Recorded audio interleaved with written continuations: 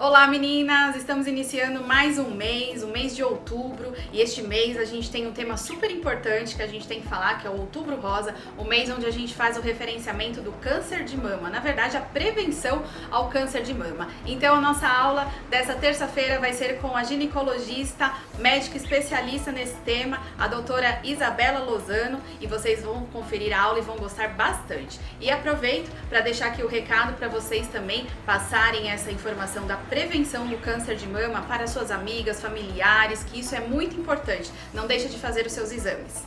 Aproveitem a aula e fiquem com Deus. Um beijo!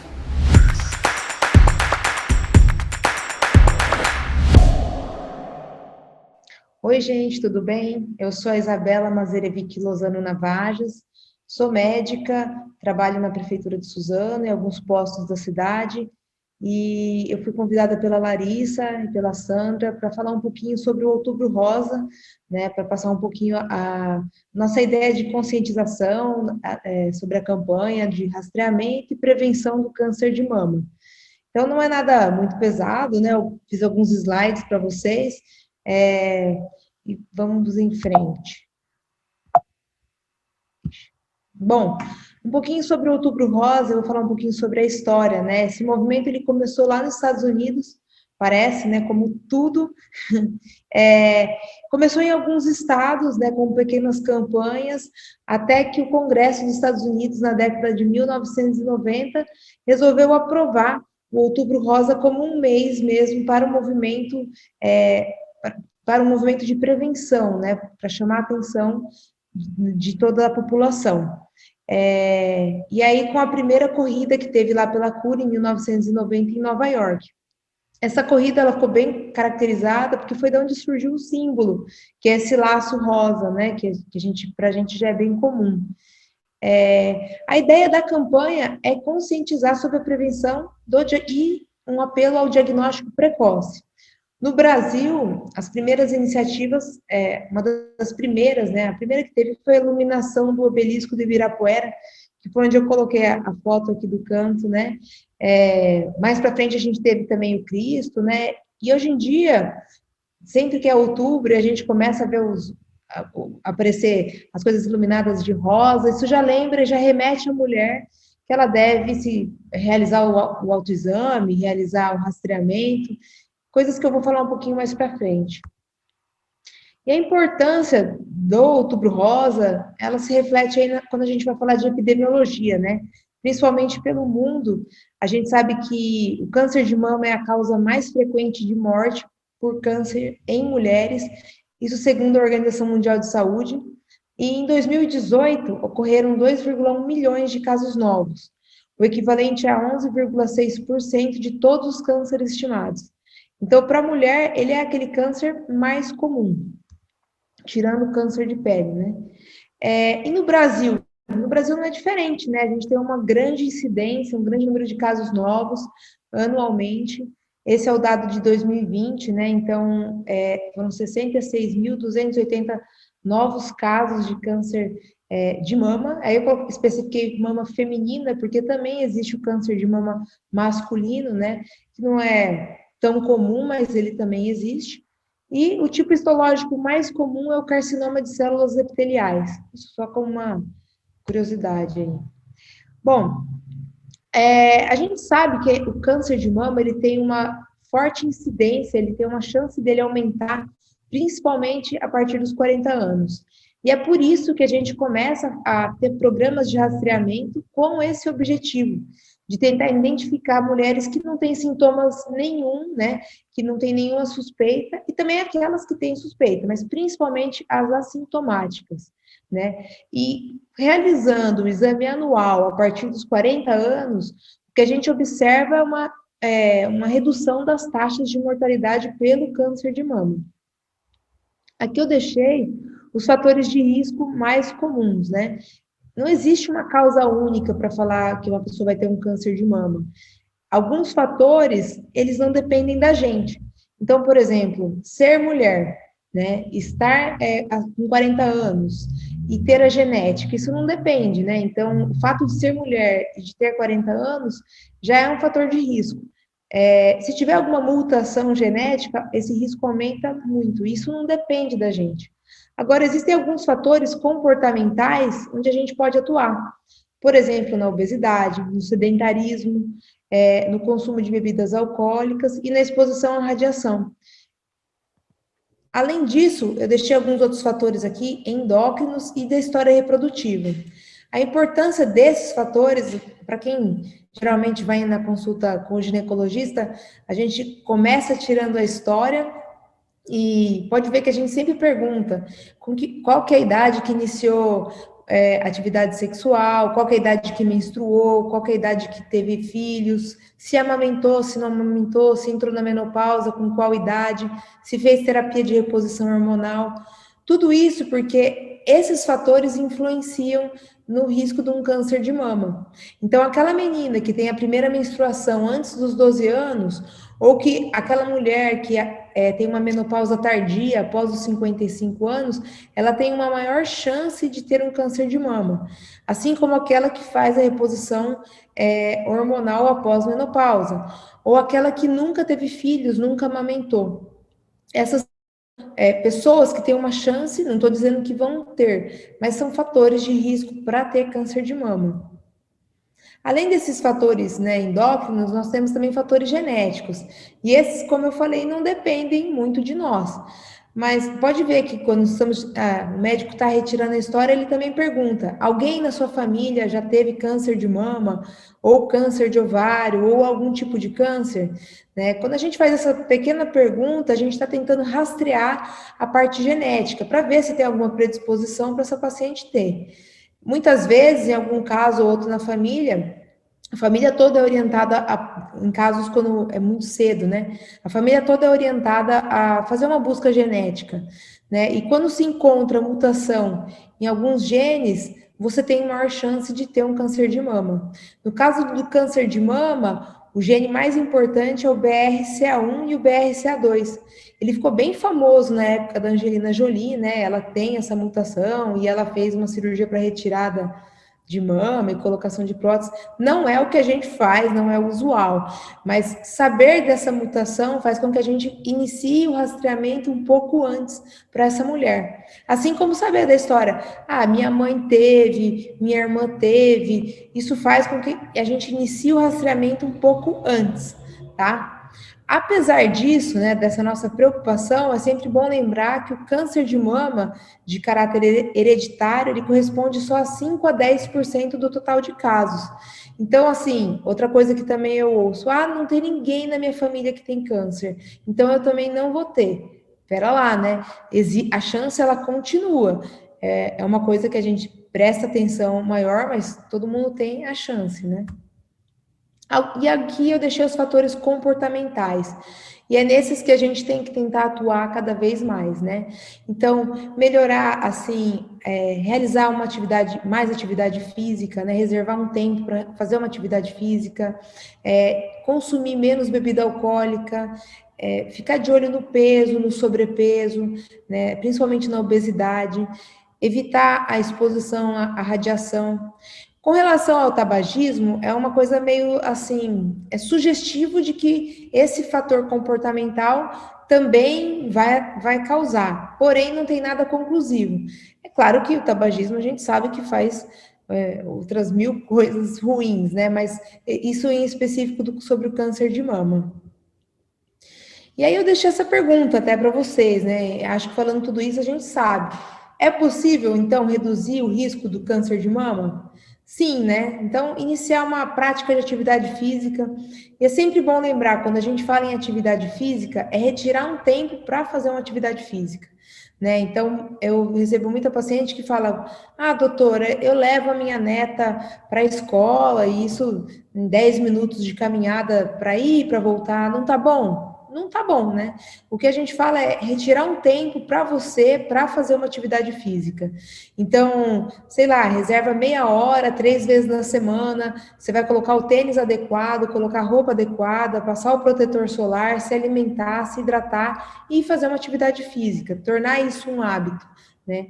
E assim como se alimentar melhor, comer mais fibra, mais verdura, diminuir o consumo de gordura, né, de carboidrato, a melhor alimentação mais saudável possível para você manter um peso legal. E evitar o consumo de bebidas alcoólicas, principalmente se ele for frequente, né? Uma coisa é um consumo esporádico, né? Mas aquele consumo frequente, diário, ele pode aumentar a chance de câncer de mama. E outro fator importante é a amamentação. Então, quando a gente faz pré-natal, incentiva a amamentação, é principalmente por isso, né? Quando a mulher amamenta, a mama termina o último do desenvolvimento dela. E aí ela está completa, né? Ela terminou de se desenvolver. Então, amamentar reduz o risco de câncer de mama. Esses são alguns sinais e sintomas que eu deixei para chamar a atenção. Tem muita mulher que às vezes ignora esses sinais, né? E deixa para lá e não consulta o médico. Então eu deixei para chamar a atenção. Coisas que a mulher deve prestar atenção na mama. Então, por exemplo, um caroço que vem aparecer, um nódulo, né? Ela vai palpar e sente um nódulo. Se ele for fixo, até endurecido, é lógico que qualquer nódulo ela vai procurar um médico. Mas se ele for fixo, se ele for duro, e geralmente, por incrível que pareça, ele não dói, né? O câncer não dói. Ela deve procurar um médico que pode ser um câncer de mama. Se a pele mudar de coloração, né? Ela passar por uma coloração avermelhada, ou se ela retrair, muitas vezes a gente fala que ela fica num aspecto de casca de laranja, tá? Outro tipo de alteração comum é a alteração do bico do peito, que é aquela inversão do mamilo. E a gente vê de um lado, ela geralmente é unilateral, né? Então a mulher tinha o bico para fora e de repente, né, lá com 50 anos ele retrai, tem que procurar um médico. Ou então, uma outra coisa que chama atenção é o aparecimento de linfonodos, né, ou nódulos na região do pescoço, na região da axila, ou se porventura vier a sair de maneira espontânea um líquido dos mamilos. É sempre bom lembrar que é de maneira espontânea. Tem muita mulher que fica apertando a mama, né, procurando. Não é desse jeito. É escorrer um líquido espontâneo sem você ter feito nada e principalmente naquela coloração de água de rocha, a gente fala, né, uma coloração líquida clara. Aqui nesse slide a gente pode observar a mama. Eu não sei se ele ficou muito grande, mas dá para ver que ela tem o aparecimento de um nódulo, só de olhar, não estou nem palpando, mas é um nódulo irregular, né? É estranho. A mulher, ao ver isso daí, ela precisa procurar um ginecologista. Que é diferente desse caso. Essa paciente, ela apareceu, foi num plantão meu, eu estava de plantão, no pronto-socorro, e ela era uma gestante e apareceu já com um nódulo desse tamanho, né? É lógico, na gestação a gente vê a mama crescer e muitas vezes acredita ser normal o volume da mama, mas isso não chamou muito a atenção dela. Ou provavelmente ela ficou com medo de ir ou de mostrar para o médico. E aí até o momento que ela resolveu mostrar, e a gente já encaminhou, é lógico, ela para o tratamento. Mas isso é uma coisa muito avançada, e não é isso que a gente quer. A gente quer pegar lesões pequenas, lesões que ainda não são nem palpáveis. Aqui eu deixei mais alguns exemplos do que eu falei, né? Então, na primeira imagem, a gente vê ali a alteração da pele, da coloração da pele, o aparecimento de algumas nodulações, né? Do bico do mamilo, né? Aí existe um tema polêmico agora que é sobre o autoexame, né? A gente sempre, eu faço. Faz algum tempo que a gente fala um pouco, faz palestra e fala sobre o Outubro Rosa e sobre o autoexame. Muitas vezes, e é lógico que a gente continua indicando o autoexame, mas a gente tem que lembrar que ele não é recomendado para o rastreamento do câncer de mama, tá? É lógico que o autoexame ele é recomendado para a mulher conhecer o corpo dela, né? Você deve palpar sua mama, você deve palpar axila, pescoço, se olhar no espelho, se conhecer, mas não é, eu palpei, eu palpo toda vez no banho, não sinto nada, não tenho nada. Não, o autoexame não serve para isso. Quando a gente tem um nódulo, né, menor que 1 centímetro, a gente não consegue sentir no toque. Então não adianta ficar palpando, né? É lógico, você perceber alguma coisa é importantíssimo, vai para o médico para tentar resolver. Mas o que a gente quer é pegar lesão pequena. Quanto menor, maior a chance de cura. Então, o autoexame, ele não pega lesão muito pequena, ele não pega calcificação, que só vê na mamografia. Então, apesar de recomendado para o reconhecimento, para a mulher conhecer o corpo dela, ele não é a melhor maneira de rastreamento, tá? E sempre quando for fazer o autoexame, ele deve ser feito após a menstruação, porque aí a mama está um pouco menos inchada e é melhor para a mulher poder sentir alguma coisa que antes ela não sentia. Aí eu deixei, né, a série de maneiras que a gente tem de palpar a mama, né, de conhecer, palpar a axila, sempre pensando nisso, em conhecer o corpo, em reconhecer alguma coisa que apareça de diferente, mas não levar isso como um rastreamento. Ah, eu palpei, tá tudo normal, não tenho nada. Então, deixei só para reforçar, né? Então, todos os últimos trabalhos, guidelines que a gente procura, reforça essa ideia. Isoladamente, não tem nenhum impacto na redução de mortalidade a mulher fazer autoexame, tá? E quem que deve fazer e aonde que ele é mais importante? Nas mulheres mais jovens, antes dos 40 anos. Porque daí nós não fazemos ainda mamografia, né? Salvo alguns casos. Então, para essa mulher mais jovem que tem uma mama densa, é importante ela palpar a mama, principalmente após a menstruação, né? Nos dias seguintes. Mas não nunca ficar só com isso como rastreamento. E esse é o papel mais importante, que é o papel da mamografia. Esse sim tem um papel importantíssimo no rastreamento do câncer de mama. Ele vai detectar tumores antes mesmo de serem palpáveis, né? É claro que ele não evita o câncer de mama, mas quando a gente descobre alguma lesão, ou descobre alguma alteração na mamografia que ainda não é palpável, a gente aumenta as chances de cura. E não só de cura, né? Ele se torna um tratamento muitas vezes menos agressivo. Então, aquela moça que tinha uma tumoração que eu mostrei anteriormente grande, próxima até da mama, axila ali, já tinha uma coisa mais avançada. Muitas vezes ela vai ter que passar por uma cirurgia maior, e depois ela vai perder um pouco da mobilidade do, né, braço, axila, vai ficar com sequelas daquilo. Coisa que fazendo rastreamento, fazendo a mamografia, a gente evita. Esse aparelho, ele causa medo, né, em todas as mulheres, então, eu, assim, sempre que eu solicito o exame, eu já converso, desde o começo eu explico que para a pessoa não ir tão tensa, para ela tentar ir mais calma, porque ele é de grande importância e não deve ser evitado. Aí, mais uma vez, reforçando que ele sim é o único exame que reduz a mortalidade. Mas só de olhar essa imagem já dá para sentir a dor, né? Em alguns casos, para quem a gente tem uma delicadeza com a mama, né? Na palpação, inclusive, mas ele é um exame importante. Se a pessoa que está fazendo for delicada, for com cuidado, né? E também o paciente, ao ir fazer o exame, ir preparada, tentar não ficar estressada, não ficar nervosa, é melhor para o exame, né? Aqui eu deixei para a gente falar um pouquinho de quando começar, eu já falei antes, vou falar um pouquinho mais para frente, mas quando que a gente deve iniciar esse rastreamento do câncer de mama? Principalmente a partir dos 40 anos, e aí esses exames vão sendo feitos anualmente, tá? É claro, como eu falei antes, se tiver histórico na família, tanto de câncer de mama quanto câncer de ovário, aí a gente tem que particularizar e transformar essa mulher num alto risco. Né? Ela tem um alto risco, ela tem um outro caminho a ser feito. Mas aquela paciente que não tem nenhum histórico de nada, ela tem que começar com 40 anos e fazer todo ano. Uma coisa que também é dúvida e sempre algumas as pacientes perguntam é: poxa, a minha mãe teve um câncer com 43 anos.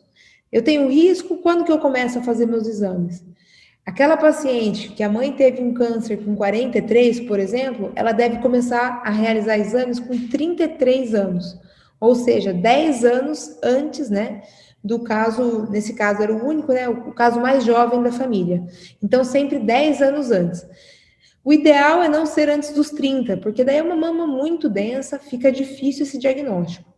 A gente particulariza esse rastreamento se a mulher tiver alguma mutação genética, alguma coisa específica, mas aí é mais do mastologista, né, para começar antes dos 30 anos. Mas de fato, o que tem que ficar na mente de vocês é 40 anos todo ano. Bom, esse eu achei um dado importante, né, que nesse último ano observou-se aí uma redução de 23% aproximadamente na realização de mamografias e também de biópsias do colo uterino. Esse dado está lá no Ministério da Saúde e isso a gente vai ver a consequência mais para frente, né? Então, essa mulher que não faz mamografia, que passou esse ano, eu sei que a gente passou pela pandemia, mas essa mulher que passou esse ano sem realizar uma mamografia, sem procurar o ginecologista, né, sem fazer um Papa Nicolau, a gente vai ter consequência disso nos próximos anos, né?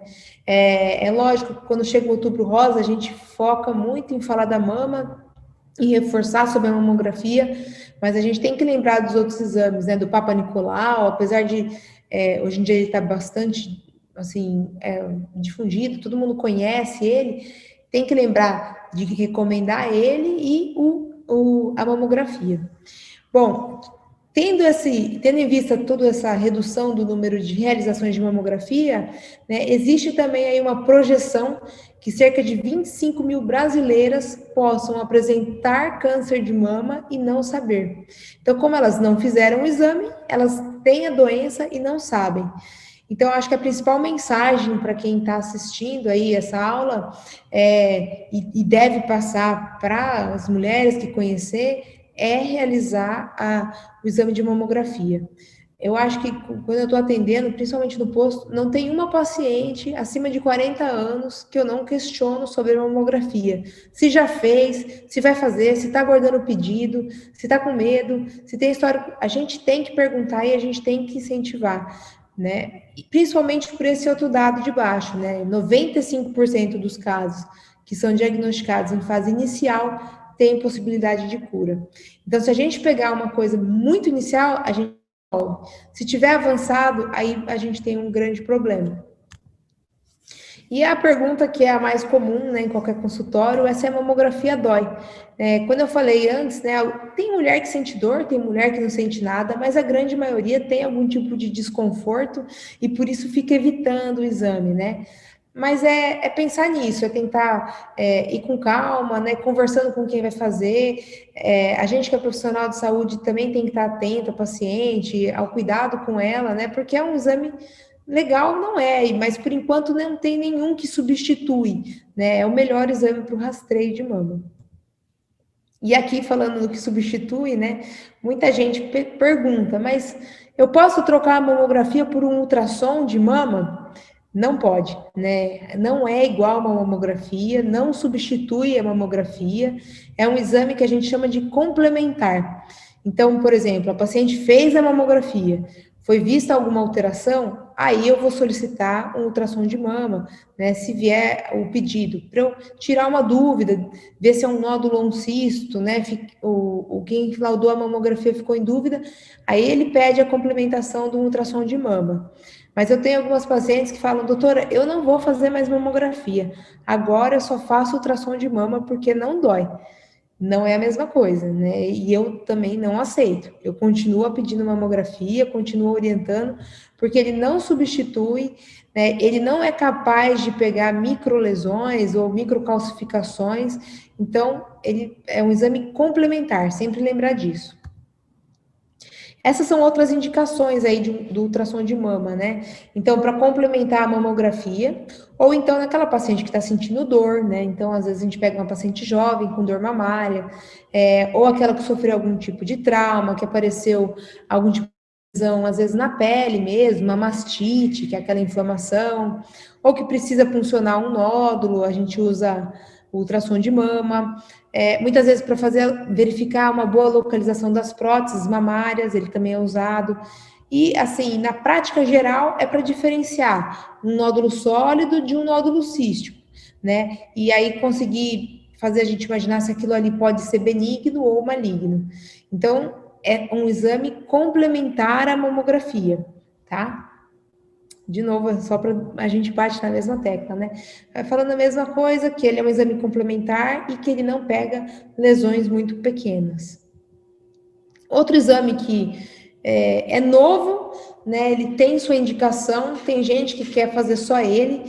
mas ele não é um exame para rastreamento, pelo menos não por enquanto, né? Em medicina a gente tem que falar desse jeito, porque às vezes as coisas mudam e de repente alguém vai assistir a aula e fala, nossa, mas ela falou lá atrás. A ressonância magnética, né? Ele é um exame atualmente que ele é utilizado para a gente complementar quando tem alguma dúvida na mamografia. Então, às vezes vem alguma coisa, ou a gente vê alguma coisa na mamografia, não fica bem claro, solicita ultrassom, continua em dúvida, aí a gente solicita uma ressonância magnética. Ou então, numa preparação cirúrgica, né? A paciente vai ser operada, a gente precisa delimitar bem a extensão daquela lesão, a ressonância magnética tem uma grande importância nesses casos. Mas assim como o ultrassom, não substitui ainda, pelo menos por enquanto, a mamografia. Aí, mais uma vez, sobre o rastreamento mamário, né? Lembrar sempre quem tem risco habitual e quem tem alto risco. Risco habitual é ser mulher e ter 40 anos. Tem risco, né? Então, é aquela paciente que não tem sintoma, deve realizar o exame de maneira periódica e regular, sempre tentando encontrar, né, realizar esse diagnóstico precoce do câncer de mama. E aquela paciente que tem alto risco? Aí ela vai seguir uma outra linha de rastreamento, né? São as pacientes que têm um histórico familiar, que têm algum tipo de mutação genética, que tiveram algum tipo de câncer, é outra linha de rastreamento. Essas recomendações para paciente de baixo risco, de quando iniciar, eu falei lá atrás, mas eu deixei aqui principalmente para a gente pensar um pouquinho, né? O Ministério da Saúde, ele leva em consideração as instruções do INCA, né? Mas nós, médicos, sabendo que o câncer de mama, ele aumenta a sua incidência com 40 anos, nós, assim, preconizamos o início da mamografia anualmente com 40 anos, né? E até os 75. Após os 75, a gente avalia a expectativa de vida daquela mulher, tá? Quando você faz a mamografia anualmente, a partir dos 40 anos, a gente faz uma cobertura de aproximadamente quase 90% da população. Ou seja, tem um grande impacto na detecção do câncer de mama, né? Isso é o que é recomendado pela Febrasgo, que é a Sociedade de Ginecologia, pela Sociedade de Radiologia e pela Sociedade de Mastologia. Já o Ministério da Saúde, ele segue a recomendação do INCA, né? Então, ele fala para a gente iniciar a mamografia com 50 anos e fazer bienal, e parar com 69, tá? Só que esse método, ele vai fazer uma cobertura de aproximadamente 50% da população. Então, ela não é tão eficiente, né? Se o outro, eu vou pegar 90%, é o que a grande maioria dos médicos segue, né? Portanto, assim, essas recomendações é sempre a gente, quando vai discutir isso, entra em conflito, né? Em prova, é sempre uma questão para o médico. Eu sigo a linha dos 40 anos, né? A minha paciente, ela, principalmente para a gente, que é o nosso objetivo, né? Rastrear e pegar a lesão inicial. Estou falando isso desde o começo. Agora eu venho e falo para começar aos 50 anos, não faz nenhum sentido. Então, assim, a minha recomendação, iniciar aos 40 anos e realizar de maneira anual, né? Isso seguindo, a gente está bem, assim, com vários trabalhos e seguindo recomendações de grandes sociedades. Já para aquela paciente de alto risco, né? Então, aquela paciente que tem uma mutação genética, que tem histórico familiar, mas ainda não fez os testes genéticos, aí a gente tem um pouco de diferença, né? Tem mulheres que a gente vai fazer dos 25 aos 29, ou então seguir aquela regra de 10 anos antes do câncer mais precoce da família, né? Relacionado à mama, ovário, certo? Eu acho que passei sem perceber e também esqueci de falar, né? Essa mulher que também é de alto risco, a gente tem que lembrar que ela também vai fazer o exame físico. Então, na consulta com o ginecologista, além de pedir a mamografia, também é orientado o médico, o ginecologista, a palpar aquela mama, né? Nessa paciente de alto risco, ela deve ser palpada a cada 6 meses por um médico, né? E realizada a mamografia de maneira anual. Então, lembrar do exame físico na consulta médica. Esse foi um dos lemas já tiveram da campanha do Outubro Rosa, né, que sempre lembrar para a paciente ter mais acesso, mais respeito, né, isso veio da Sociedade Brasileira de Mastologia, então é uma lei, a 12.732, que ela determina que após esse diagnóstico, né, essa paciente tem 60 dias para iniciar esse tratamento contra o câncer, tá? Isso para quê? Para agilizar esse tratamento e para que ele não seja demorado, né? Algumas patologias que a gente encontra, muitas vezes a gente pode esperar um pouco mais, né? Então, às vezes, um mioma, por exemplo, é claro que, né, existem casos e casos, mas ele pode esperar um pouco mais, às vezes, para ser operado. Isso não acontece com o câncer, né? Você fez o diagnóstico, a gente tem pressa para iniciar o tratamento, porque essa lesão vai avançando e piorando. Tá? Então, assim, quanto mais precoce o diagnóstico, vem aquela frase: quem procura acha e quem acha cura. E se você não encontrar, você não vai curar. Então, começar a procurar cedo e fez o diagnóstico, iniciar o mais rápido possível o tratamento. Aqui eu deixei até embaixo, né, cerca de 60% dos casos que chegam no consultório já estão em estágio avançado. Isso que não é bacana, né? Porque você já pega uma lesão que ela já tem uma possibilidade de cura um pouco mais difícil. Falei bastante, né? Eu deixei aqui um pouquinho eu acho interessante falar um pouco de mito, o que é verdade sobre o câncer de mama, né? Acho que a aula foi bem esclarecedora, mas vamos deixar algumas perguntas, né? Essa daqui sobre o autoexame, né? Se ele substitui ou não a mamografia. Ele é importante, mas lembra, ele não é capaz de substituir a mamografia. Então é um mito falar que ele substitui, tá? Parece que a gente está falando repetidas vezes, mas é importante para todo mundo saber. Acho que por muito tempo a mídia divulgou o autoexame como o rastreamento, e não é. É conhecimento de corpo, conhecer sobre si, mas ele não substitui a realização da mamografia. O que a gente tem que espalhar e falar para todas as mulheres é para realizar a mamografia. Aí, o desodorante, né? Esse aqui é meio... Desodorante causa câncer, né? Não tem nenhuma evidência que comprove que ele vai desencadear algum tipo de câncer. Então, esse é um mito. Mas esse estava fácil, né? Bater a mama causa câncer? Olha, eu já tive paciente que descobriu um câncer após sofrer um trauma na mama, né? Não foi o trauma da mama que causou o câncer, é sempre bom deixar isso bem claro. É que quando você bate a sua mama, aí você começa a observar ela com um pouco mais de atenção. Às vezes você passa a palpar ela melhor e até fazer exames, né? Você vai fazer um ultrassom, vai fazer alguma coisa porque está incomodando aquela dor.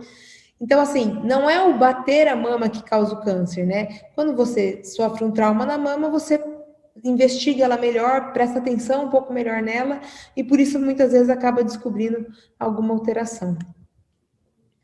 Tem nódulo, todo nódulo que aparece na mama é câncer. Esse aqui é um dos mais importantes, assim, de falar que é um mito, porque tem muita mulher que se palpa, encontra algum nódulo e prefere não ir no médico, porque prefere não descobrir nada e ficar por assim mesmo. E nem todo nódulo é câncer, muito pelo contrário, a grande maioria são nódulos benignos, tá? Só que ao fazer isso, você pode deixar passar um que seja ruim, né? Então, você se palpa. Ah, não, eu não vou mexer nisso, é coisa da minha cabeça, deixa ele lá, deixa ele lá. Ele vai crescendo, né? E aí você perde de fazer um diagnóstico precoce. Então, sempre lembrar, nem tudo que aparece de nódulo na mama é câncer, mas se aparecer, eu vou para o médico e ele vai examinar, vai pedir o exame que é necessário e vai investigar de acordo com aquela característica do nódulo e do histórico daquela paciente. Esse aqui eu deixei, é o checklist do autocuidado, né? Então, falei 1000 vezes, né? Fazer a mamografia todo ano, após os 40 anos, né? É importante lembrar, a gente usa o Outubro Rosa para falar muito da mama, mas lembrar dos outros exames. Então, ultrassom transvaginal, Papa Nicolau, alguns exames de sangue, para algumas mulheres após menopausa, a densitometria óssea. Então, existem uma gama de exames que quem vai avaliar se deve ser solicitado ou não é o médico ginecologista. Então, vá ao médico ginecologista na sua consulta e realize os exames que forem solicitados, né? A mamografia, eu falei 1000 vezes, mas os outros exames também são importantes, né? O Papa Nicolau, acho que nem falei muito, porque ele já está na mente de cada um. Mas ele também é um dos exames mais importantes e que deve ser feito anualmente. Ainda no checklist aí está o exercício físico rotineiro, como eu falei anteriormente, né? É muito importante exercitar, caminhar, escolhe uma atividade física que você gosta, né? Tem mulher que gosta de dançar, tem mulher que gosta de fazer caminhada, de andar de bicicleta, tanto faz, mas tem que fazer alguma atividade física. E se alimentar bem, né? Então, muitas vezes, essas comidas de fast food, a grande maioria delas não tem nada, né? Aquele alimento mesmo, cheio, rico em fibras, vegetais, né? Uma vez ou outra acontecer de você comer uma pizza na sexta é uma coisa, mas isso não pode ser uma coisa rotineira. A gente tem que tentar ter a dieta mais balanceada possível e até os condimentos, tentar evitar um pouco, né? E coisas mais naturais. E o descanso de qualidade, né? Esse daqui eu acho que é para mim, na verdade, que eu coloquei, porque a gente trabalha tanto e muitas vezes não para um pouquinho para repousar, para ter uma noite de sono boa mesmo, né? Vai dormir meia-noite, acorda às 5 e não descansa mesmo o corpo. Então, quando a gente falar de autocuidado, é importante lembrar, além da atividade física, além da alimentação, de descansar, mas de maneira com qualidade. Eu gostei tanto dessa figurinha, eu acho que eu deveria colocar ela moldada ali no meu consultório, né? Porque é para lembrar isso mesmo, né? Que o maior responsável pela nossa saúde somos nós mesmos, né? Esse ano foi de pandemia, foi um ano difícil. Tem muita gente que está com o exame atrasado, que evitou de procurar o serviço de referência, né? Evitou de fazer a mamografia, evitou de fazer o Papa Nicolau, ficou com medo. Mas, assim, essas atividades, né, principalmente nos postos, as consultas já voltaram e tem gente que ainda não está indo, né? E não é não tá indo por causa da pandemia, não está indo há 5 anos, sabe? E vai deixando, deixando. E quando aparece na consulta e a gente questiona, a pessoa fala: ah, não tinha vaga, eu deixei, é muito difícil. A gente é responsável pela nossa saúde, então você tem que procurar o médico, você tem que procurar o ginecologista, exigir isso, né? Exigir que ele que tenha consulta no posto de saúde, né? Com o ginecologista, se não o generalista, que também pode, mas e realizar os exames, né? O básico, o Papa, a mamografia, pelo menos uma vez por ano passar em consulta e realizar os exames, para você poder ficar tranquila com a sua saúde. Esse foi o último folder que teve da Sociedade de Mastologia, né? E reforçou tudo isso que eu falei, eu acho, né? Quanto antes, melhor. Né? Então, quanto antes for feito esse diagnóstico, quanto antes a gente descobrir um câncer de mama, por mais difícil que seja, né? Receber esse diagnóstico, mas o quanto antes a gente puder atuar, né, encaminhar essa paciente, operar, fazer radioterapia, químio, o quanto antes iniciar, essa mulher tem maior chance de cura. Então, a gente não pode perder tempo. Não pode perder tempo nem no rastreamento e nem após um diagnóstico. Aqui eu deixei só... são os locais que eu trabalho em Suzano, né? O ambulatório de especialidades, Casa Branca, o Jardim Vitória, o Jardim Natal. Então, caso alguém, né, precise de alguma coisa, eu estou sempre lá. Eu acho que Suzano me recebeu de braços abertos, assim, é um município que eu gosto. Eu sou de Mogi, mas eu trabalho em Suzano praticamente diariamente, né? Mas com prazer, assim, eu gosto de estar nesses lugares. E se alguém precisar de alguma coisa, deixei só a fotinho de cada um deles. Mas é só isso mesmo, muito obrigada. Acho que a mensagem foi passada, espero que cada uma de vocês possa repercutir essa aula e essa mensagem que eu passei hoje. Até mais.